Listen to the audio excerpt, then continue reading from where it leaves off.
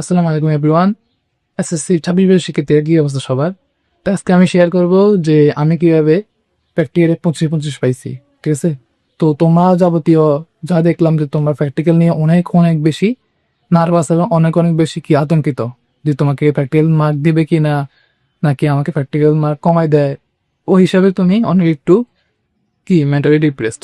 তো আমি আজকে তোমাকে শেয়ার করবো যে কিভাবে তুমি প্র্যাকটিক্যালে ভালো একটা মার্ক পাওয়া। তো দেখো, তোমাকে প্র্যাকটিক্যাল প্রথমে ভাইবে আছে, প্র্যাকটিক্যাল খাতা জমা দিতে হবে।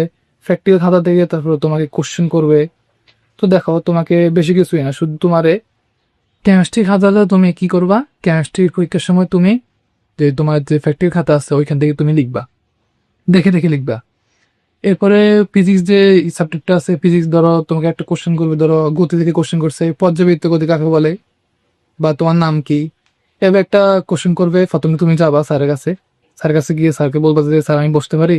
স্যার বলবে যে তোমাকে হ্যাঁ বসো। এরপর কি বলবা, স্যার তোমাকে কোশ্চেন করবে, তোমার নাম জিজ্ঞেস করবে, এই সামথিং, তোরা একটা বা দুইটা নাম, তোমার নাম অথবা কোশ্চেন একটা জিজ্ঞেস করবে। এরপরে কি হবে, তোমার মাথায় রাখবা সবসময় যে তুমি একটা ফরমাল ড্রেস যদি পরে যাও, ঠিক আছে, যে তুমি একটা অন্যদের থেকে যদি ইউনিক হতে পারো তাহলে তো বেটার নাকি। এখন তুমি যদি একটা শার্ট পরে যাও তাহলে তোমাকে কি করতে হবে, শার্টটাকে তোমার ফুল হাতা করতে হবে, লাইক তোমার ফর্মাল। ঠিক আছে, এই ইনফর্মাল করে হবে না। তার স্যারের চোখে একটু তুমি মানে আদর্শবান মনে হবে। ঠিক আছে, এরপরে কি কলাটা ঠিক করে যাবা, বসবা, যে স্যারকে বলবো যে স্যার আমি বসতে পারি কিনা, এগুলো বলবা।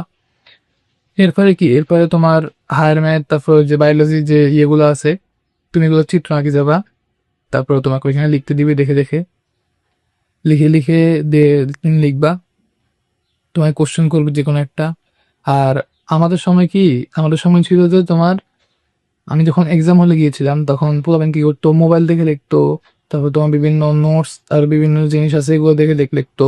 কিন্তু সেম তোমাদের বেলাও সেম, এত প্যারা হওয়ার কোনো ইয়ে নাই, দরকার নাই।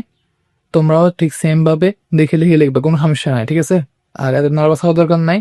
তুমি যদি নাও পারো, স্যারকে বলবো যে স্যার আমি পারি না, স্যার আমি বুঝতেছি না, এই মুহূর্তে আমি মনে করতেছে না, এগুলো বলবা বাইবের সময়। আর কি বলবো, ফার্স্ট অফ অল তোমাকে প্রায়োরিটি দিতে হবে, তোমার কনফিডেন্স থাকতে হবে যে আমি হ্যাঁ আমি ভাইবার সময় গিয়ে পারবো, নার্ভাস হওয়া যাবে না। আর তুমি যদি নাও পারো, তোমাকে নিম্নে 23 থেকে 24 মার্ক দিয়ে দেবে পঁচিশের পরীক্ষায়। তুমি যদি পারো তাহলে তো অবশ্যই 25-25 দিবে। ঠিক আছে, তো কোনো প্যানিক খাওয়ার দরকার নাই, ভিডিওটা আজকে তোমাদের জন্যই। তো ইনশাল্লাহ প্র্যাকটিক্যাল পরীক্ষা নিয়ে কোনো প্যারা খাবে না আশা করি আর। ঠিক আছে, আল্লাহ হাফেজ।